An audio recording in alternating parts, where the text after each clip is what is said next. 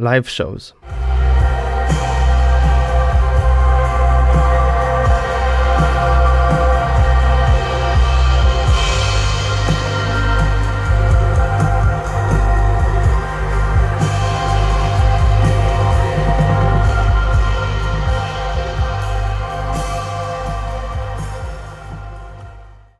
Recently, I've had a chance to play a few shows with my project. One was last August at the MUTEK Festival here in Montreal, and I just came back from a show in Brooklyn at Ponyboy.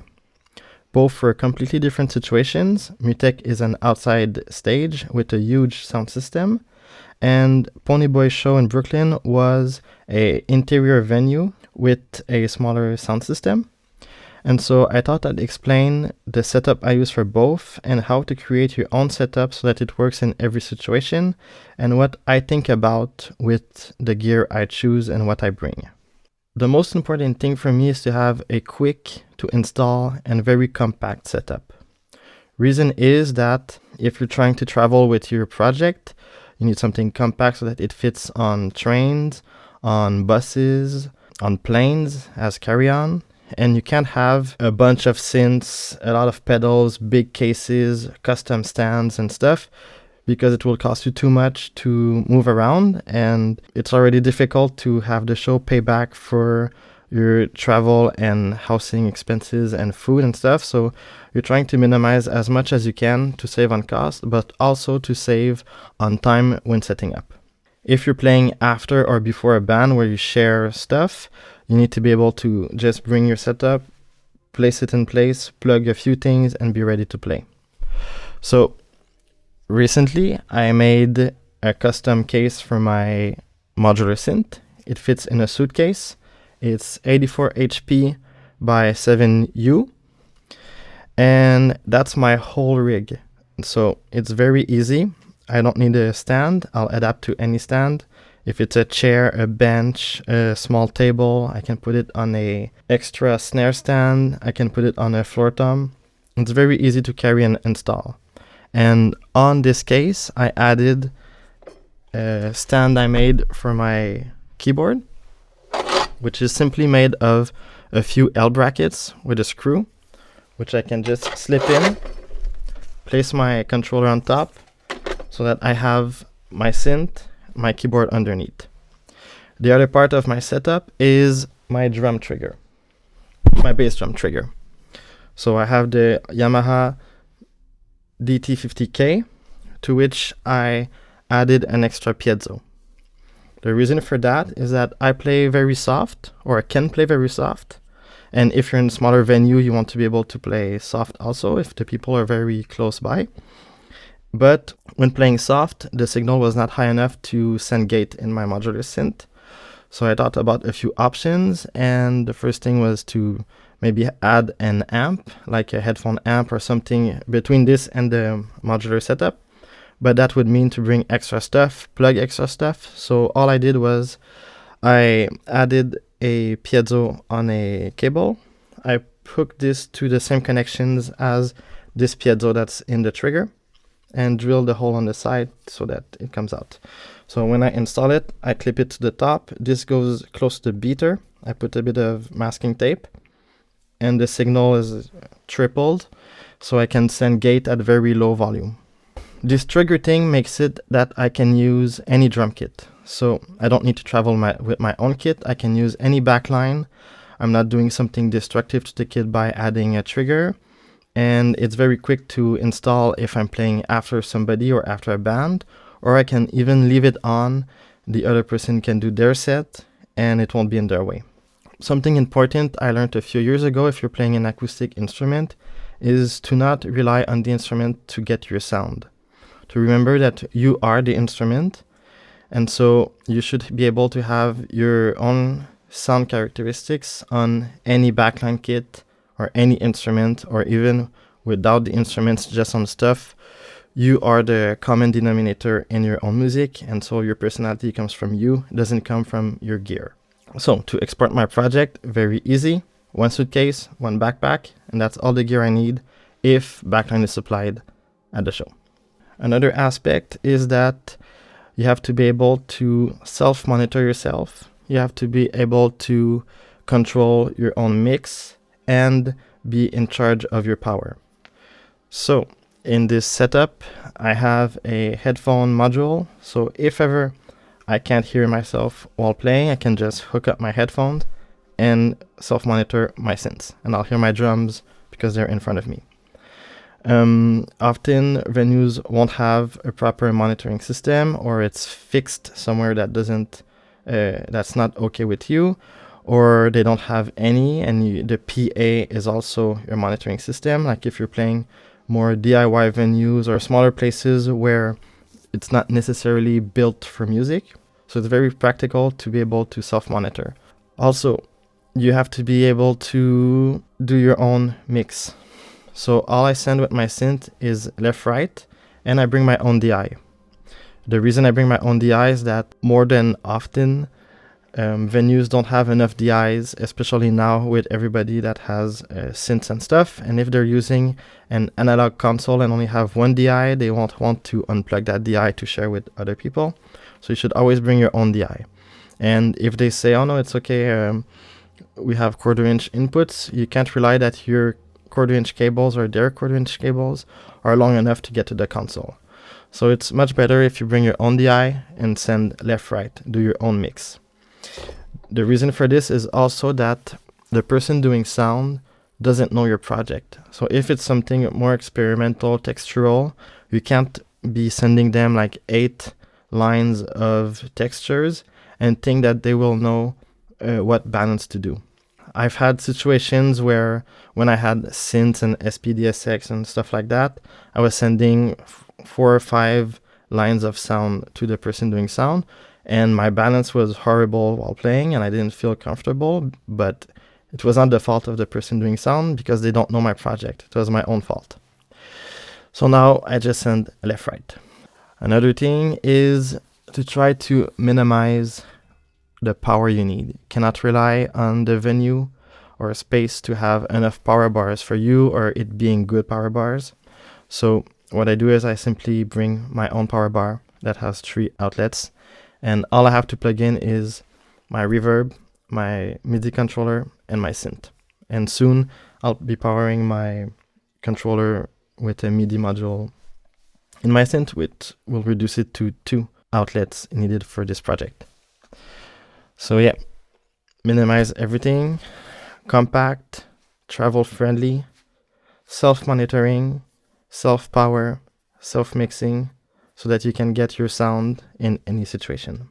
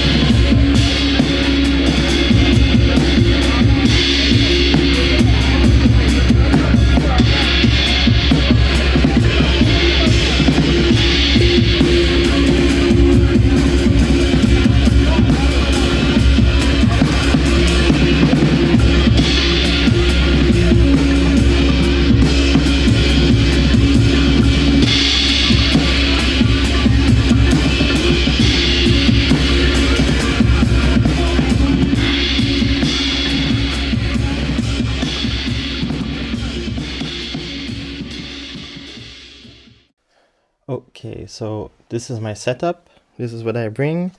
The stand I was talking about with the L brackets is this. So it's really just an L bracket with this screw. I slip it in here and I can put my keyboard and it's solid. So my whole setup is based around the interaction between drums and the synth. Before I had setups where it was independent, where I had my synth side, my drum side, but now I'm crossing over. And so my drum is sending signal to the synth. So this is done with the trigger, which is on my kick. I can't show you with the bass drum in this video, so I replace this trigger with this piezo, and when I tap on it, it will send a signal, like this.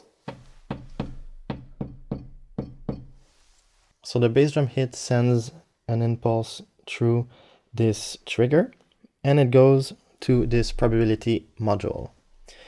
This probability module decides the gate for the whole system. And I have 4 outputs, and so at high is every hit will do something. If I lower it, I have less chances of something happening on a hit, but it will always happen on a hit. This triggers my main thing, which is Rample. In Rample, I prepare sounds. I've had a lot of interior debate on how to play my music live, and in the first stages I would try to recreate every sound, but the sounds I create for my albums are so processed and reamped and with effects and stuff that my setup becomes too big if I try to recreate it live. So the easiest way is to load sounds into Rample. I've also had interior conflicts about how long of a sample is acceptable for a show. Are you allowed to make a 30-minute backing track? Can you do your pre-make your transitions? What is okay? And the more I think about it, the more I think everything is okay as long as you're making music. So I kind of have backing tracks for each song, but it's more like loops of sound. I make them the length of the song. And so I have a stereo track, which is the main sound of each piece. It's the basis on which I will build on after.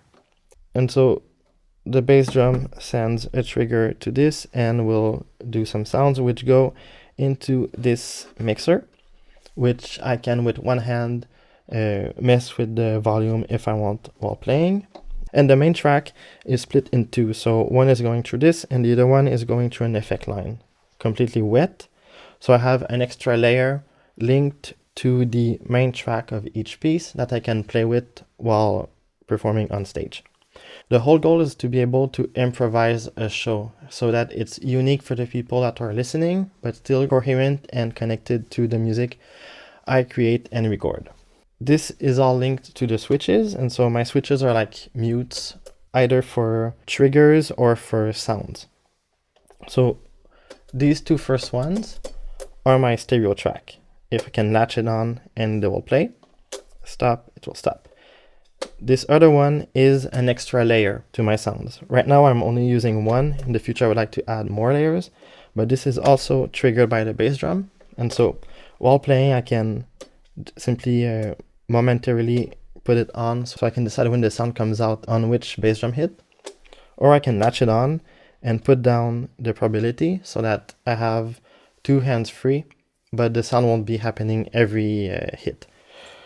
And the last one is this keyboard. The bass drum will decide the rhythm of the keys, and the keys will decide the notes. So for an example, I will start a song, and now I've just started the main sound in Rample, stereo track. If I want it on, I can latch this. And also, if I wanted, it makes me able to play with left-right. If I want to do that as an intro or something. And so I'll be playing the kick. Nothing will happen because my mutes are on. Let's say I want to add a texture. So you see this sound here. So this sound here is multiple layers. I mean, I have 11 different sounds in the same channel of Rample. So every hit will maybe make a new one.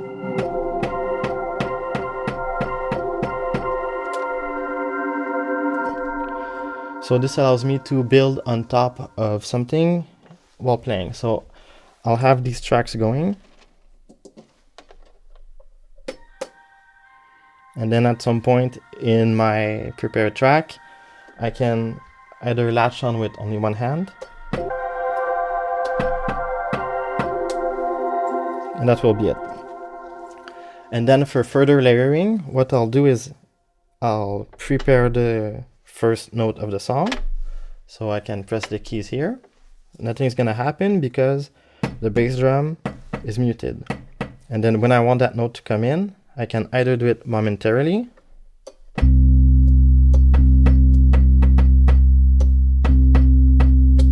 So I decide on which bass drum hit the bass comes out, or I can latch it.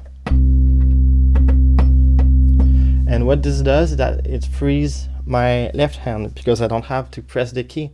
So I can just decide the note and stay on that chord for some time. And then when I want to change,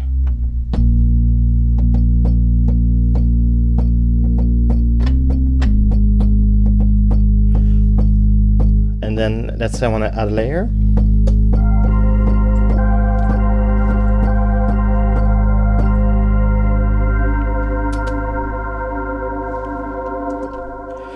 So that's how I interact with the system with my kick.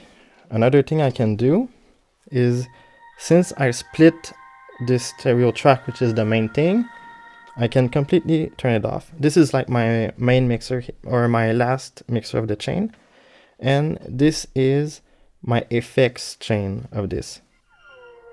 So it's that thing going into microcell and data bender, which makes me able to play with it while I'm playing the drums, either as an intro and outro, or to add a layer on top of the original track. And with microcell, I can change the pitch.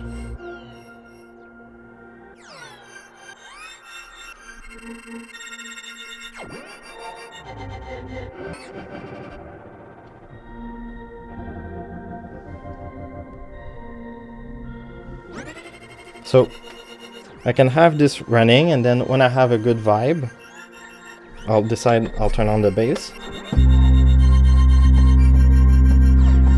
while playing drums. See, my hand is free.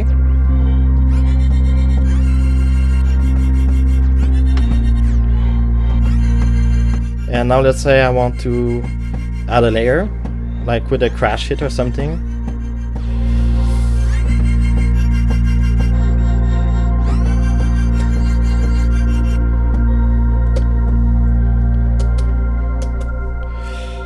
So that's how I navigate through my system with the drums, and how I can free my hands so that I can do both, and also have some prepared sounds, but keep it mostly improvised, because I can stretch anything, like even if I'm sending some effects like this, if I want, I can freeze with microcell, and now even with no sound coming through, it's frozen inside, and I can do whatever. And if I want, I can freeze in my reverb also and start doing more stuff. So yeah, the balance between having a prepared set and improvisation, that's what I've been trying to do for a long time, and I'm starting to achieve it with this kind of setup. The only thing I would add maybe for the future is add more switches, so that I have more on-offs for more types of routing of my sounds, because this is very practical while playing. It's quick, especially the momentary switch, very good, and also maybe more faders for some gain stuff. But other than that, the interior debate I had about preparing sounds, if samples are acceptable for live music, concluded that yes, everything is okay, and I'm trying to see the setup more as a DJ setup or live mixing. So I have prepared sounds, but I'm still deciding how I route them, what I freeze, which layer comes in when, and in what effects. So there's a lot of improvisation through the performance, which makes it unique for the people listening, while still being relevant to my own music. And I can add that another reason why I use Modular Synth rather than a computer, where it would be much more easier, is that I think it helps to connect with the audience if they can see that movements make a sound. So having a real keyboard, people know what this looks like. They can see me playing with this hand and doing stuff with the other one. They can see touching knobs and stuff like that, which makes it more coherent and maybe brings people more into your project, because they have a feeling that their music is created in the moment and not just drums playing to a backing track. So that was it for the practical side of my setup and for the musical side. My feeling is that from when I started doing this modular synth, where I don't have to be playing too much at the same time, the keys and stuff, and be trying to do effects and playing everything and only doing drums with one hand, the performance got much easier and it gave a better musical result. In the past, I've had setups where I was trying to play the keys with my left foot while doing effects and other keys with my left hand, and my right hand was on the drums but also trying to control pedals with some stuff attached to my kit, and it was just too much. The performance became too stressful and more choreography based rather than just making music, and I think it had a less good result. And also, if you're trying to do too much things at the same time and it's super technical, I feel it becomes a bit like a circus act, and people start focusing more on the fact that you're playing a bunch of instruments at the same time rather than being in a listening mode and actually listening to your music. So I think that's it for this video. I think the main points was to have a very compact gear system for travel so that you can bring it on trains, on buses, on planes. You can go to gigs by bike with it in your backpack, stuff like that. Being able to adapt to any situation, if you have a backline, if you're playing on somebody else's gear, if you have multiple bands one after the other and you don't have a lot of changeover time. To be in charge of your own power, so bring your power bar and don't have a lot of things to plug in. To be in charge of your own monitoring system, so to have some way of hearing yourself that doesn't depend on having monitors available or good monitors or a good mix, and to send the person doing sound something that's easy to make sound good, so not sending too many lines unless you have your own technician, but in most cases just send like a stereo thing, left right. Much easier for the person, you'll have a better result for yourself and for the audience. And I think that's it for this video, so thank you, have a good day, bye.